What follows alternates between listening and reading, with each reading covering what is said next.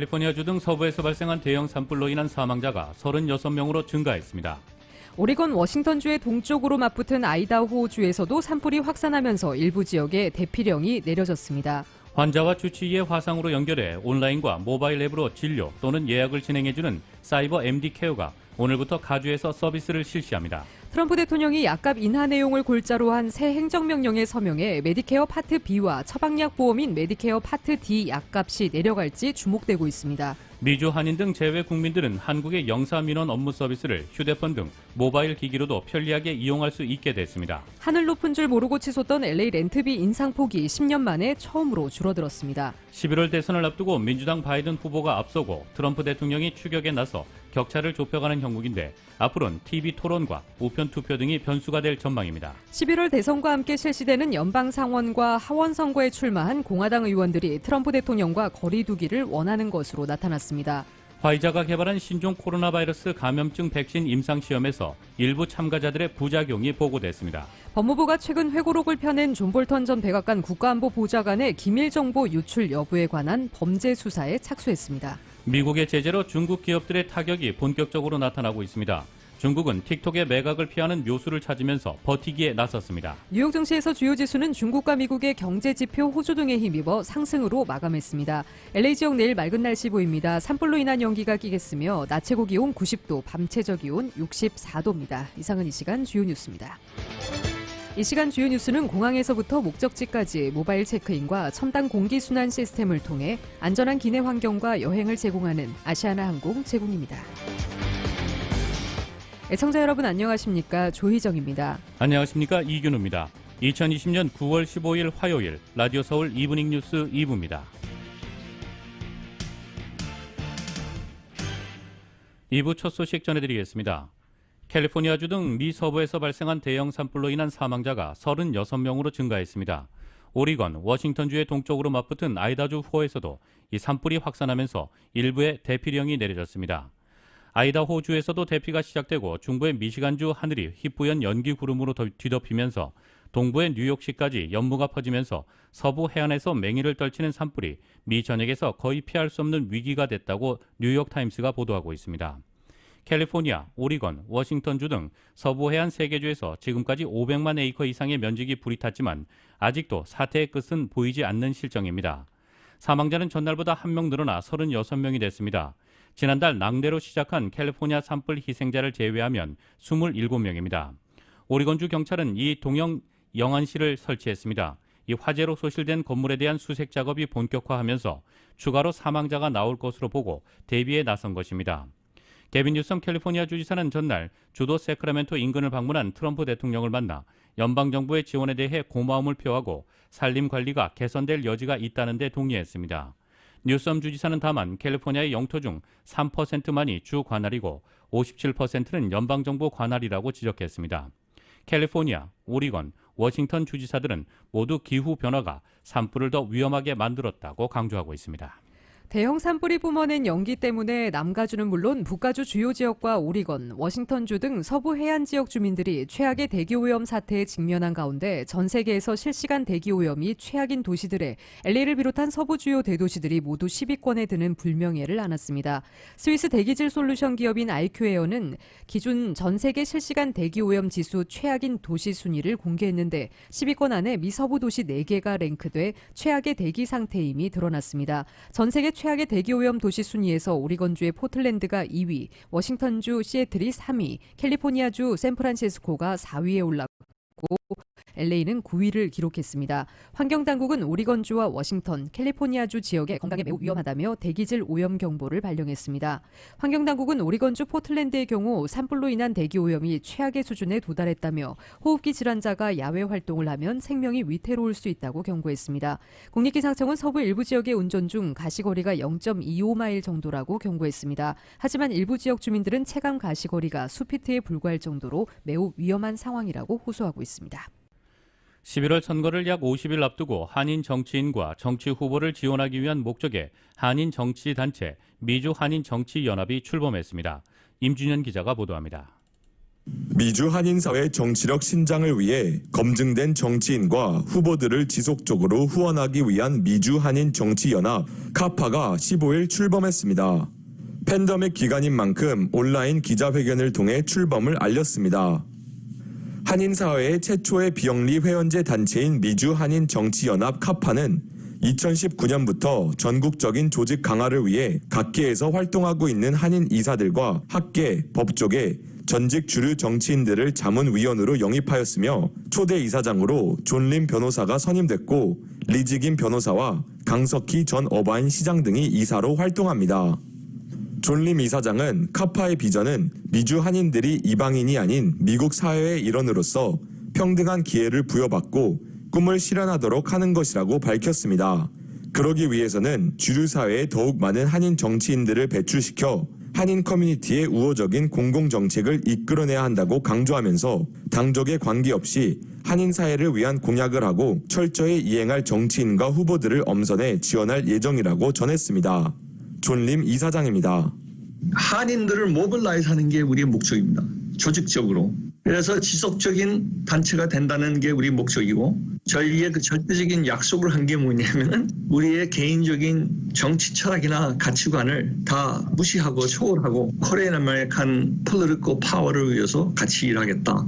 전 어바인 시장인 강석희 이사는 카파는 다음 세대의 한 단계 높은 정치력 신장을 위한 초석을 쌓기 위해 전국적인 멤버십 협회로 도약할 것이며 한인 사회에 도움이 되는 한인 정치인들에게 재정 지원을 통해 이들을 당선시키기 위해 최선의 노력을 다할 것이라고 전했습니다.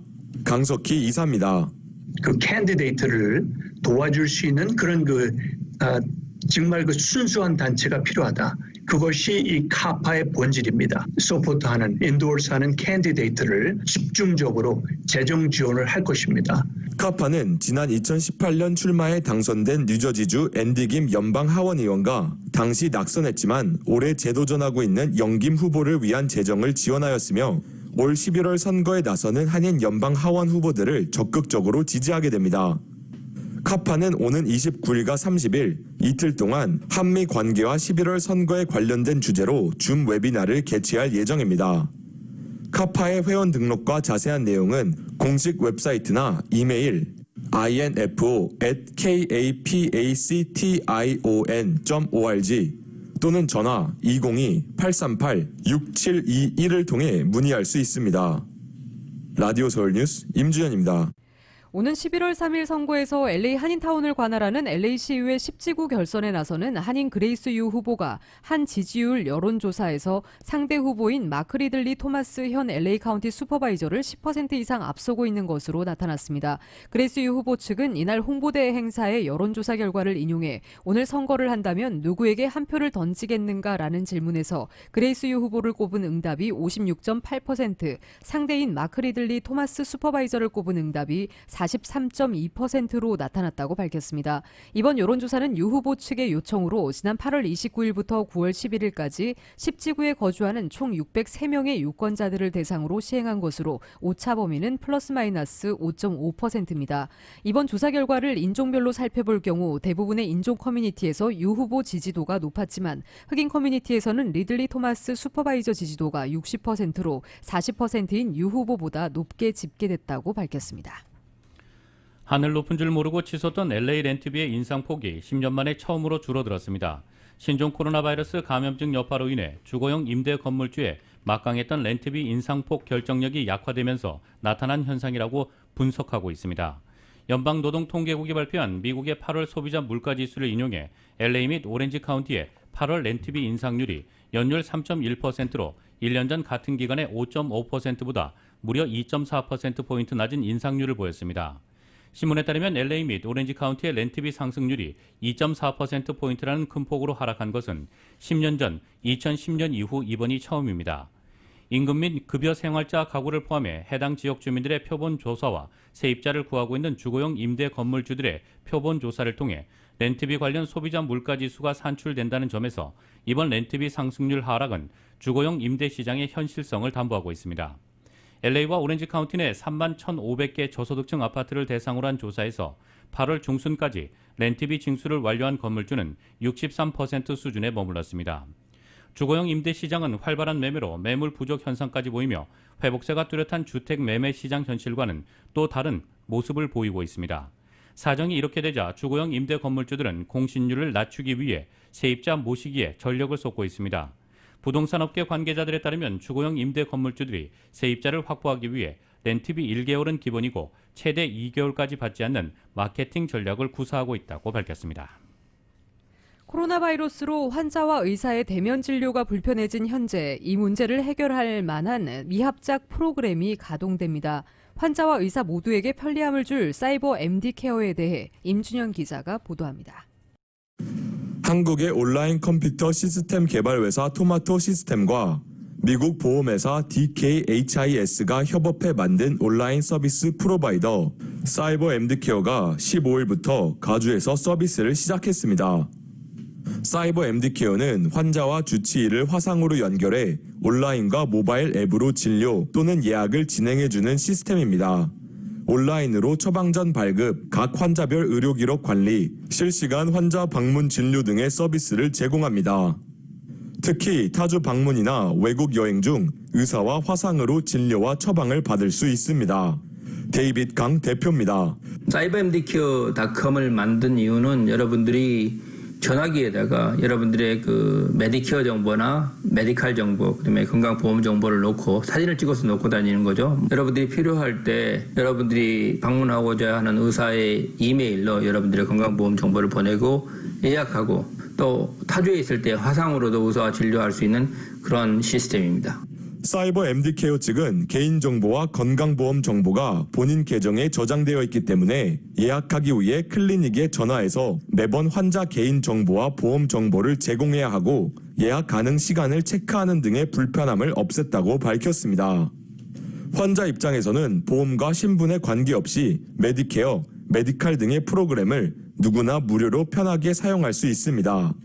의사 입장에서는 사이버 MD케어 프로그램에 보관된 환자의 의료 정보를 화상 진료 시 실시간으로 확인할 수 있으며 등록된 환자에게 공유하고 싶은 의료 정보를 이메일 혹은 문자로 보낼 수 있고 의사와 개인 스케줄에 따라 진료 예약 스케줄을 임의로 조정하는 등의 편리함이 있습니다.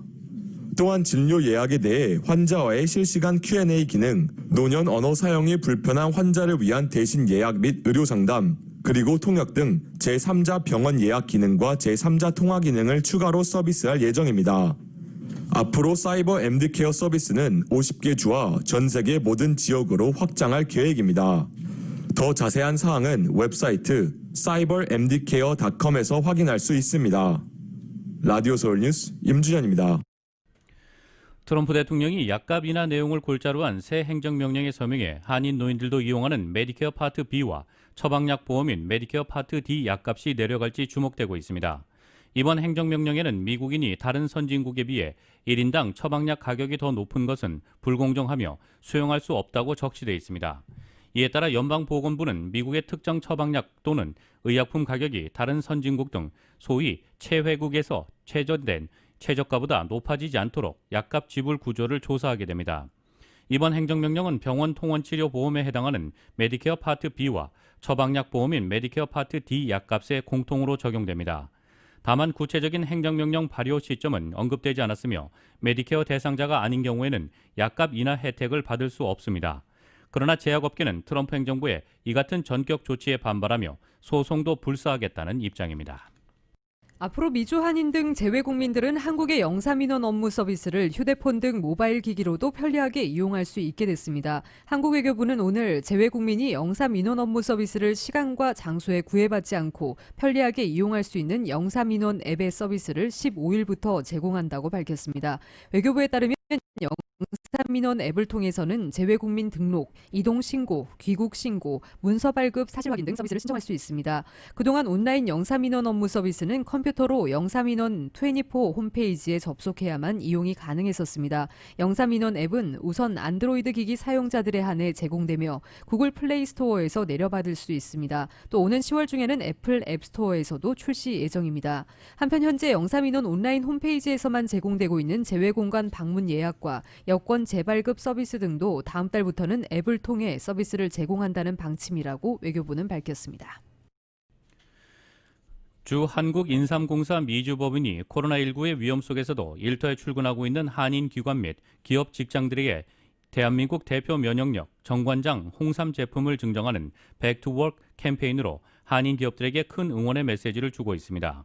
지난 7월 초 1차 이벤트에 이어 9월 10일에 펼쳐진 이번 2차 캠페인은 LA 한인타운에서 지역 주민과 사회 취약계층을 위해 의료 서비스를 하고 있는 이유케어 클리닉과 자바기업 로스트앤원더에서 진행됐습니다. 이유케어 클리닉 에린박 소장은 최전선에서 코로나19에 대응하고 있는 의료진과 직원들에게 이번 한국인삼공사 미국 법인의 정관장 제품 기증과 응원이 큰 힘이 되었다라며 고마움을 표했습니다. 이응실 정관장 미주 법인장은 코로나 바이러스가 수그러들지 않는 지금도 일선에서 변함없이 일하고 계시는 분들에게 면역력을 높일 수 있는 정관장 홍삼이 조금이나마 힘이 되면 좋겠다고 전했습니다. 코웨이 미국 법인은 추석을 맞아 9월 한 달 동안 공기청정기 신규 렌탈 고객을 대상으로 1월 한 달간 렌탈료를 면제해드리는 프로모션을 실시하고 있습니다. 코웨이는 강력한 청정 성능과 함께 고급스러운 리얼 패브릭 커버 디자인을 갖춰 좋은 반응을 얻고 있는 세 종류의 청정기 제품을 주력으로 판매하고 있으며 공기청정기들은 초미세먼지 필터에 맞춤형 에어매치 필터까지 더한 4단계 필터 시스템을 장착해 실내 공기질을 최적화시킵니다. 코웨이 미국 법인 관계자는 최근 캘리포니아주뿐 아니라 서부 지역에서 100건에 달하는 대형 산불이 이어지면서 대기질이 최악을 기록하고 있는 가운데 외부 활동 대신 집에 머무는 시간이 늘면서 쾌적한 실내 환경을 제공하는 공기청정기를 찾는 고객을 위해 이번 행사를 준비했다고 말했습니다. 현대자동차가 지난 14일 SUV 올류 투싼의 디지털 월드 프리미어 이벤트를 열었습니다. 신형 투싼은 2015년 3세대 출시 이후 5년 만에 재탄생한 4세대 모델로 기술 혁신을 통한 미래지향적인 디자인 3세대 플랫폼으로 디자인됐습니다. 넓어진 공간은 물론 향상된 주행 안전성과 안전도, 신규 파워트레인 적용으로 강력해진 동력 성능과 연비 효율, 쾌적한 감성 공조, 시스템 그리고 최첨단 인포테인먼트 사양 등이 조화를 이루며 뛰어난 상품성을 갖췄습니다. 신형 투싼은 현대자동차 디자인 정체성인 센슈어스 스포티가 적용된 신형 SUV 모델로 파라메트릭 다이나믹스 테마를 구현해 혁신적이고 스포티한 디자인을 갖췄습니다. 또한 신규 플랫폼 및 파워트레인 적용해 지능형 차양 탑재로 안전성을 강화했습니다. 이번에 최초로 적용한 능동형 공기청정기 시스템, 애프터 블로우 시스템 등 감성 공조 시스템과 최첨단 인포테인먼트 사용으로 편리한 고객 경험을 제공할 수 있습니다. 미국 소식 전해드리겠습니다. 오는 11월 3일 실시되는 대선이 이제 50일 앞으로 다가왔습니다. 지금까지 판세는 민주당 바이든 후보가 앞서고 트럼프 대통령이 추격에 나서 격차를 좁혀가는 형국인데 앞으로 TV 토론과 우편 투표 등이 변수가 될 전망입니다. YTN입니다. 올해 초까지만 해도 트럼프 대통령의 재선 가도에 걸림돌은 없어 보였습니다. 하지만 코로나19 팬데믹이 모든 것을 바꾸어 놓았습니다. 세계 최대 사망자와 확진자 발생이라는 불명예 속에 경찰의 무리한 법 집행이 인종차별 시위로 이어지며 여론이 민주당 쪽으로 돌아섰습니다. 트럼프 대통령은 시위의 폭력성을 부각하며 법 질서를 강조한 전략으로 보수표 결집을 시도하고 있습니다. The radical left in America is waging open war on law enforcement. Hundreds of officers nationwide have been injured in left-wing riots and mobs. 여기에 맞서 바이든 전 부통령은 트럼프 대통령을 코로나19 대응 실패의 원인으로 지목하며 그로 인해 모두가 경제적 고통을 받고 있다고 비판하고 있습니다. 최근 발생한 산불 역시 기후변화를 무시한 트럼프 행정부의 잘못 때문이라고 공격했습니다. But like with our federal response to COVID-19, the lack of a national strategy on climate change overall leaves us with a patchwork of solutions. 가장 최근에 나온 폭스뉴스 여론조사에서 바이든 후보는 51%, 트럼프 대통령은 46%의 지지를 얻은 것으로 나타났습니다. 한 달 전 조사 때보다 격차는 줄었지만 바이든 후보는 코로나19와 인종불평등, 법질서 등 대부분 현안에서 트럼프 대통령에 앞서고 있는 것으로 나타났습니다. 트럼프 대통령은 오는 29일부터 시작되는 TV 토론에 기대를 걸고 있습니다. 지난 4년 전에도 트럼프 대통령은 공격적인 토론으로 민주당 클린턴 후보를 몰아붙여 역전에 성공했습니다. TV 토론은 10월 15일과 22일에도 열리며 부통령 후보 간 토론도 예정돼 있습니다. 코로나19의 여파로 신청자가 크게 늘어난 우편 투표는 막판 선거 결과에 중요한 변수가 될 수도 있습니다. AP통신은 22개 주에서 지난 대선 때 우편 투표 비율은 10%에도 못 미쳤지만 올해는 거의 절반 이상이 될 것으로 예상했습니다. 하지만 우편물이 너무 늦게 도착하거나 유권자가 투표용지에 제대로 서명하지 않을 경우 무효표가 발생할 수 있어 특히 경합주에서는 선거 결과에까지 영향을 줄 수 있습니다. 이와 관련해 바이든 후보 캠프는 트럼프 대통령의 대선 불복 가능성에 대비해 역대 최대 규모의 법률팀을 구성한 것으로 알려졌습니다. YTN 박홍구입니다. 11월 미국 대선과 함께 실시되는 연방 상원과 하원 선거에 출마한 공화당 의원들이 도널드 트럼프 대통령과 거리 두기를 원하는 것으로 나타났습니다. 월스트리트저널은 오늘 공화당 소속 상하원 후보들의 TV 광고에서 트럼프 대통령이 거의 언급되지 않는다고 보도했습니다. 선거 광고 분석 회사인 켄타미디어에 따르면 전국 공화당 소속 후보들이 내보낸 자신들의 선거 광고에 트럼프 대통령이 언급된 것은 4%도 되지 않았습니다. 다만 월스트리트저널은 공화당 후보들이 공천을 받기 위한 당내 경선 과정에서 내보낸 TV 광고의 42%에는 트럼프 대통령에 대한 긍정적인 언급이 포함됐었다고 지적했습니다. 공화당 후보들은 트럼프 대통령이 당원 사이에서 인기가 높다는 점 때문에 TV 광고에선 대통령의 후광을 얻기 위해 노력했지만 실제 선거에선 중도파와 무당파 유권자를 의식해 태도를 바꿨다는 이야기입니다. 민주당 후보들의 선거 광고에서도 트럼프 대통령에 대한 언급이 거의 포함되지 않는 것으로 조사됐습니다. 트럼프 대통령은 블라디미르 푸틴 러시아 대통령과 시진핑 중국 국가주석, 김정은 북한 국무위원장을 세계 정상급 체스 플레이어라고 부르면서 조 바이든 민주당 대선 후보는 이들을 상대할 수 없다고 깎아내렸습니다. 트럼프 대통령은 팍스뉴스 방송의 팍스 앤 프렌즈 인터뷰에서 바이든 후보는 인터뷰할 때 텔레프롬프터를 읽는 것처럼 보이고 답변도 제대로 못한다고 비난했습니다. 그러면서 그는 바이든 후보에 대해 망가졌고 우리는 망가진 사람을 가질 수 없다면서 푸틴, 시 주석, 김정은 그들은 망가지지 않았다며 그들은 세계 정상급 체스 플레이어라고 말했습니다. 트럼프 대통령은 그동안 연설이나 유세에서 바이든 후보의 자질과 협상 능력을 깎아내리면서 바이든은 스트롱맨들을 상대가 안 된다는 식으로 비난해왔습니다. 그는 7월 위스콘신주 유세에서 푸틴, 시 주석, 김정은, 터키의 에르도안 그들은 세계 정상급 체스 플레이어라며 그들은 모두 바이든을 꿈꾸고 있다고 조롱했습니다.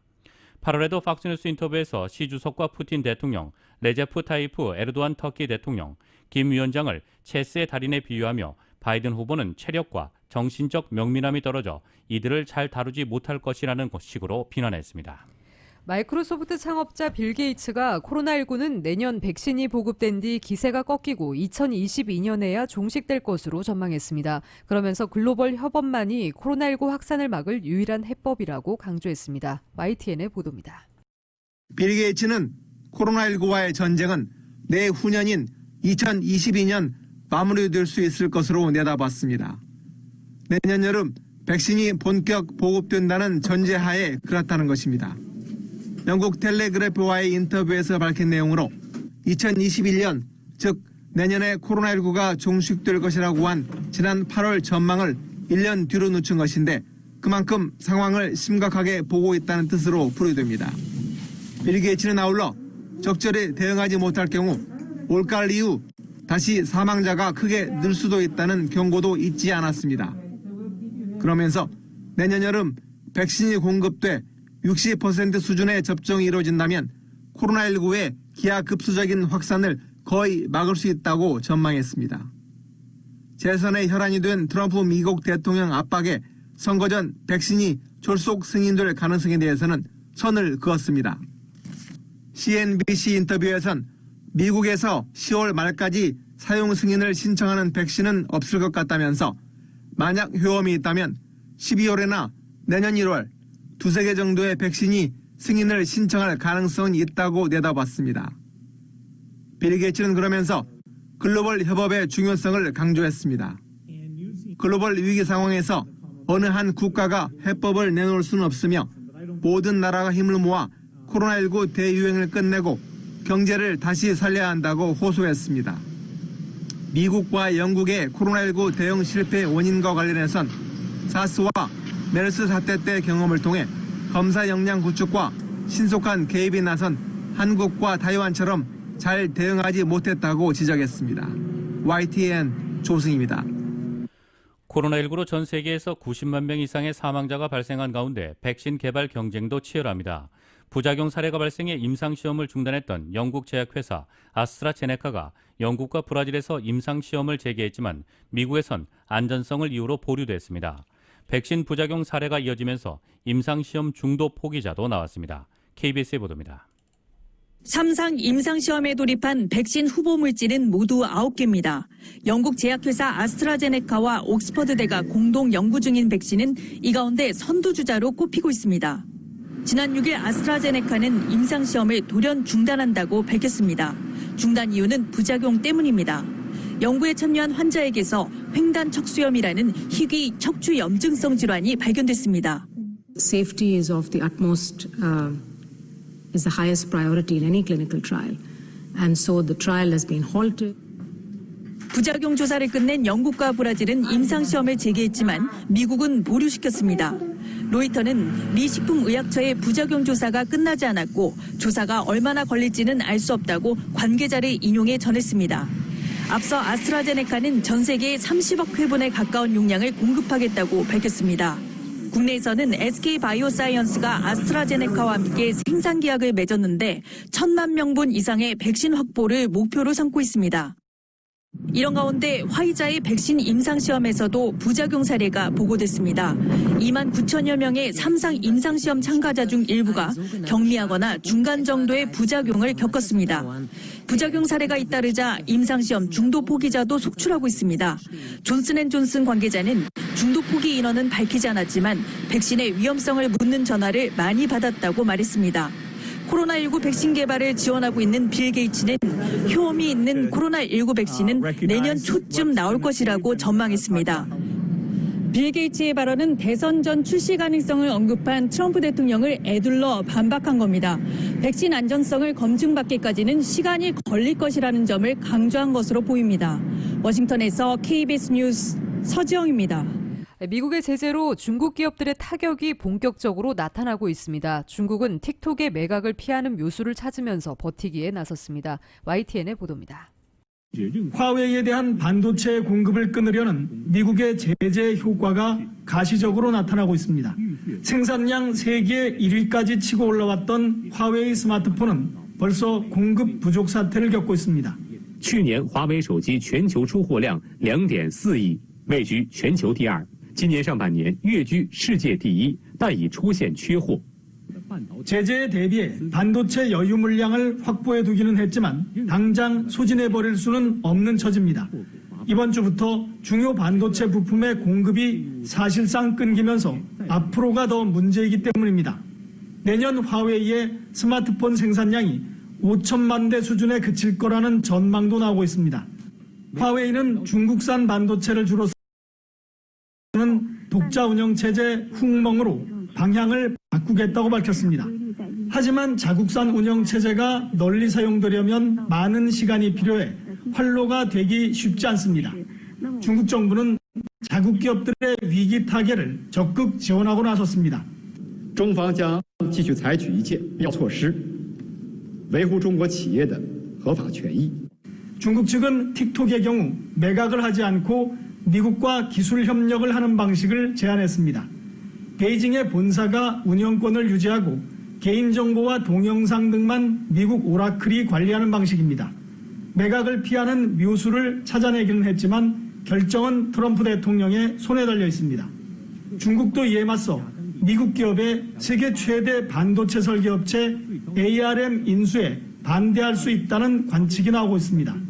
미국의 첨단 기술 제재에 중국 정부와 기업도 적극 대응에 나서면서 전 세계 산업 공급망에 대한 파장도 커질 전망입니다. 베이징에서 YTN 강성웅입니다.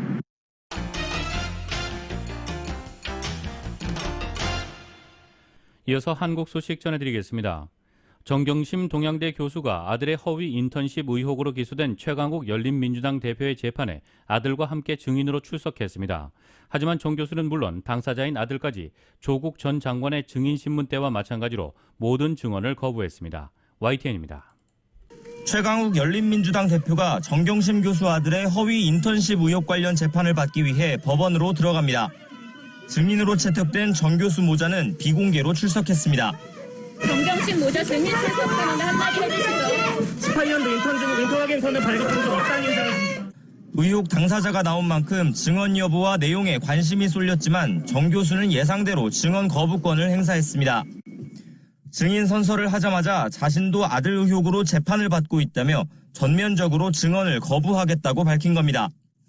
검찰은 정 교수를 상대로 아들이 지난 2017년 최 대표가 일하던 법무법인에서 인턴 확인서를 발급받은 경위를 집중적으로 추궁했습니다. 특히 문자 등을 근거로 최 대표가 당시 인턴 확인서가 아들 입시에 활용될 거라는 사실을 미리 알았는지 캐내는 데 주력했지만 정 교수는 진술하지 않겠다는 말만 반복했습니다. 뒤이어 증인으로 나온 아들 조모 씨도 앞으로 기소될 가능성이 있다는 이유 등으로 모든 증언을 거부했습니다. 결국 검찰은 조 씨가 실제 인턴 활동을 했는지 당사자에게 아무 답도 듣지 못했습니다. 지난 3일 정 교수 재판에 증인으로 나와 300개가 넘는 검찰 질문에 답하지 않은 조국 전 장관 때와 똑같은 장면이 반복된 겁니다. 현재 최강욱 대표 재판에서는 허위 인턴 확인서를 발급해 대학원 입시 업무를 방해했다는 공소 사실과 관련해 검찰과 최 대표 측이 팽팽하게 맞서고 있습니다. 다음 재판은 국회 국정감사 일정 등을 이유로 2달 뒤에 열립니다. 최 대표 측이 신청한 증인 신문을 마치면 피고인 신문 등을 거친 뒤 1심 재판도 마무리 단계에 접어들 예정입니다. YTN 나혜인입니다. 최근 당 소속 공직자의 비위 문제가 계속되자 더불어민주당이 윤리감찰단을 구성하겠다고 했습니다. 오늘 이 감찰단이 구성될 예정인데 최근 사기와 횡령 등 혐의로 기소된 윤미향 의원 문제도 논의될 것으로 보입니다. KBS의 보도입니다. 민주당은 어제 횡령 등 혐의로 기소된 윤미향 의원의 당직을 정지했다고 밝혔습니다. 윤 의원 스스로 당직을 사퇴했지만 별도로 당 차원의 조치가 이루어지고 발표까지 이루어진 겁니다. 이에 따라 윤 의원은 중앙위원과 대의원, 을지로위원회 운영위원 등 3가지 당직에서 물러나게 됐습니다. 민주당은 추가 조치에 대해 오늘 최고위원회의에서 논의하기로 했습니다. 이낙연 대표는 어제 윤리감찰단을 언급했습니다. 새롭게 도입한 윤리감찰단이 내일 구성될 것입니다. 그래서 그것과 연결지어서 내일 최고위원회에서 논의를 하겠습니다. 윤리감찰단은 지난달 전당대회에서 당원 당규를 고쳐 새로 신설된 조직입니다. 고 박원순 전 서울시장과 오거돈 전 부산시장 등 당 소속 공직자들 관련 비위 문제가 이어진 데 따른 조치였습니다. 상시 감찰 기구인 윤리감찰단을 당대표 직속기구로 신설하였습니다. 윤리감찰단은 당 소속 선출직 공직자에 대해 감찰 활동을 벌이고 결과에 따라선 징계 건의까지 할 수 있습니다. 따라서 윤리감찰단이 구성되면 윤 의원 문제를 감찰하거나 징계 방안을 논의할 가능성도 있습니다. 다만 회계부실 의혹에 대해선 이미 검찰이 수사 결과를 냈기 때문에 윤리감찰단이 이 문제를 별도로 감찰하진 않을 거란 전망이 나옵니다. 한편 보수 성향 야당들은 윤 의원이 의원직을 사퇴해야 한다고 주장했습니다. KBS 뉴스 김지숙입니다. 검찰의 압수수색에 대해 국방부는 수사에 적극 협조하겠다는 입장을 밝히고 있습니다. 하지만 추 장관 부부의 민원실 녹취 파일의 존재 여부를 확인해주기 어렵다는 입장을 보인 국방부로선 곤혹스런 상황을 맞고 있습니다. YTN입니다. 이달 초 야당에서 추미애 장관 부부가 국방부 민원실에 아들의 병가 연장을 문의한 사실을 입증하는 문건이 공개됐습니다. 작성된 시기는 추 장관 아들의 2차 병가가 시작되던 날인 2017년 6월 15일. 국방부는 내부 문건이 맞다고 밝혔습니다. 그러면서도 추 장관 부부 녹취 파일의 존재 여부는 확인해주기 어렵다는 입장을 반복했습니다. 통화 내용이 자동 저장되는 시스템이라 문건대로라면 녹취 파일의 존재 가능성도 거론됐지만 애매한 답변만 내놓은 겁니다. 그러는 사이 녹취 파일이 보존기간 3년을 지나면서 사라진 게 아니냐는 의혹도 제기됐습니다. 입을 다물었던 국방부는 검찰이 압수수색에 나선 뒤에야 전체 파일이 존재한다고 확인했습니다. 다만 추 장관 부부의 파일이 존재하는지는 검찰이 밝힐 사안이라고 다시 말을 아끼면서 수사에 적극 협조하겠다는 원론적인 입장을 내놓았습니다. 수사 중인 상황을 의식한 행보로 보이지만 녹취 파일이 휴가 특혜 의혹의 진위를 밝힐 핵심 증거 가운데 하나라는 점에서 국방부의 대응이 궁색하다는 비판도 제기됩니다. 앞서 규정상 전화만으로도 휴가를 연장할 수 있다는 원칙을 밝히면서 군의 현실을 외면했다는 비판과 함께 여야 공방이 가열되고 있는 점도 정치적 중립성이 강조되는 국방부로선 곤혹스러운 상황이 되고 있습니다. YTN 김문경입니다. 미주 한인사회 쇼핑 트렌드에 새로운 변화가 시작됩니다. 미주 한인들을 위한 아마존 스타일의 홈쇼핑이 탄생했습니다. 최신 트렌드에 맞는 발빠른 상품 업데이트로 언제든 최신 상품의 쇼핑이 가능하고 까다롭고 엄격한 제품 선정을 통해 최상의 품질을 보장합니다. 인터넷이 어렵다고요? 친절하고 전문적인 고객 서비스에서 상담부터 결제까지 도와드립니다. 로그인 필요 없이 복잡한 주문 프로세스를 모두 없앴습니다. 이제 한국 제품 미국 내 쇼핑은 한국 홈쇼핑이 최고입니다. 17살 나이에 아무 연고도 없는 미국 땅에 부모님과 이민 생활을 시작했습니다. 낯선 문화와 언어로 힘들었던 우리 가족에게 한인 커뮤니티가 건넨 온정의 손길이 미국 사회에서 외과 의사로 당당히 성장할 수 있는 큰 힘이 됐습니다. 아프고 지친 이민 생활에서 항상 혼자라고 생각하시는 분들에게 이제 외과 의사 장지아가 큰 힘이 되고 싶습니다.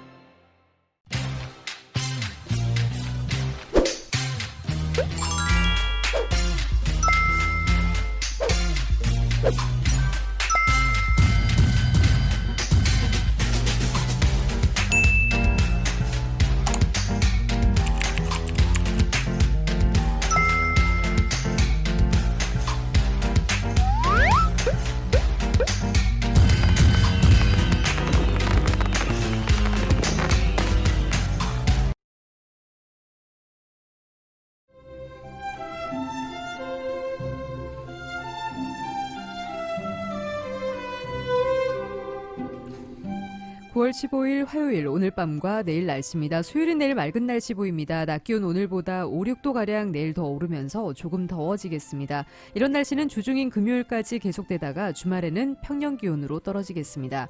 LA 한인타운의 내일 낮 최고 기온 91도, 밤 최저 기온 64도입니다. 오렌지 카운티 지역 96도, 63도, 밸리와 인랜드 엠파이어 지역 95도, 63도, 해안 지역의 내일 낮 최고 81도, 밤 최저 63도입니다.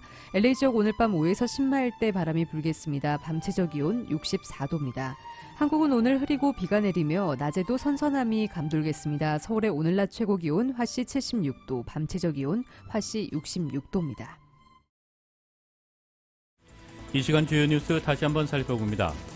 캘리포니아주 등 서부에서 발생한 대형 산불로 인한 사망자가 36명으로 증가했습니다.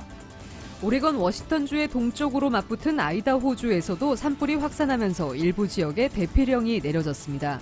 환자와 주치의를 화상으로 연결해 온라인과 모바일 앱으로 진료 또는 예약을 진행해주는 사이버 MD 케어가 오늘부터 가주에서 서비스를 시작합니다. 트럼프 대통령이 약값 인하 내용을 골자로 한 새 행정명령에 서명해 메디케어 파트 B와 처방약 보험인 메디케어 파트 D 약값이 내려갈지 주목되고 있습니다. 미주 한인 등 재외 국민들은 한국의 영사민원 업무 서비스를 휴대폰 등 모바일 기기로도 편리하게 이용할 수 있게 됐습니다. 하늘 높은 줄 모르고 치솟던 LA 렌트비의 인상폭이 10년 만에 처음으로 줄어들었습니다. 11월 대선을 앞두고 민주당 바이든 후보가 앞서고 트럼프 대통령이 추격에 나서 격차를 좁혀가는 형국인데 앞으로는 TV 토론과 우편 투표 등이 변수가 될 전망입니다. 11월 대선과 함께 실시되는 연방 상원과 하원 선거에 출마한 공화당 의원들이 트럼프 대통령과 거리 두기를 원하는 것으로 나타났습니다. 화이자가 개발한 신종 코로나 바이러스 감염증 백신 임상시험에서 일부 참가자들의 부작용이 보고됐습니다. 법무부가 최근 회고록을 펴낸 존 볼턴 전 백악관 국가안보보좌관의 기밀정보 유출 여부에 관한 범죄 수사에 착수했습니다. 미국의 제재로 중국 기업들의 타격이 본격적으로 나타나고 있습니다. 중국은 틱톡의 매각을 피하는 묘수를 찾으면서 버티기에 나섰습니다. 뉴욕 증시에서 주요 지수는 중국과 미국의 경제지표 호조 등에 힘입어 상승으로 마감했습니다. 이상은 이 시간 주요 뉴스였습니다. 미주 한인사회 쇼핑 트렌드에 새로운 변화가 시작됩니다.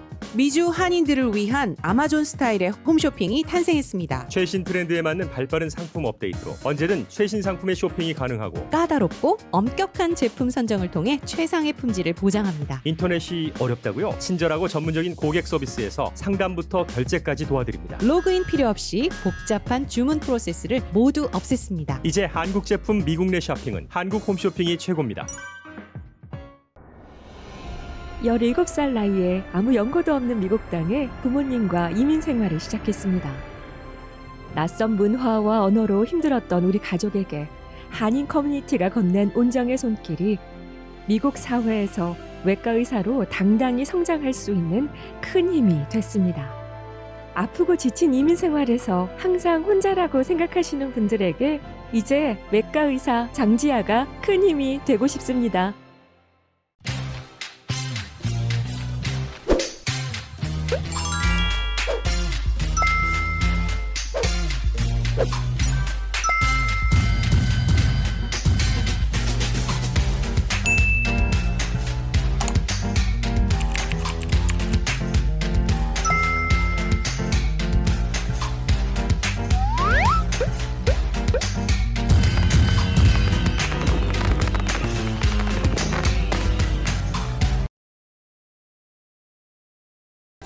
이상으로 2020년 9월 15일 화요일 라디오 서울 이브닝 뉴스 1부 2부 마칩니다.